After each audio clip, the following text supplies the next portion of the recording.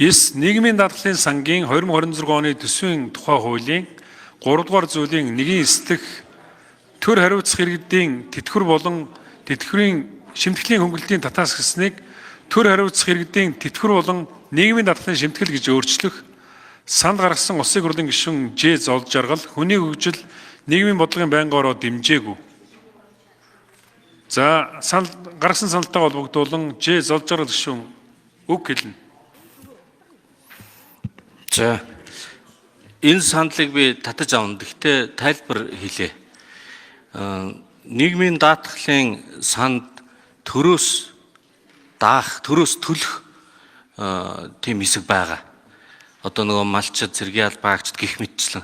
Тэгэхээр энийг төрөөс төлөх, төлбөр хийх үүргийг татаас гэж нэрлэж байгаа нь нэгдүгээр дагуулгын хувьд буруу, хоёрдугаар төлбөр нийгмийн даатгалын сангаас мөнгө аваагүй, харин ч бид нар төлж байгаа гэдэг тайлбарт үндэслээд төсвийн алдагдлыг нийгмийн даатгалын сан, эрүүл мэндийн даатгалын сангийн зарлагын дараа үлдсэн эерэг орлогоор нөхөж ирсэн байгаа.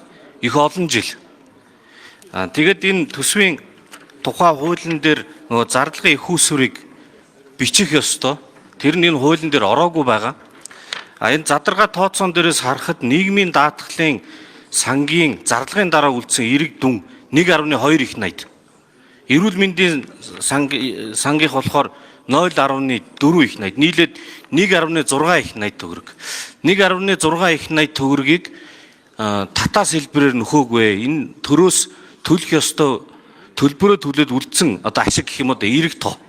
Тэгэхээр энийг төсвийн алдагдлыг нөхөд тусаа шаардлагын 2%-аас бага алдагдал байх ёстой гэдэгт хүргүүлсэн байгаа.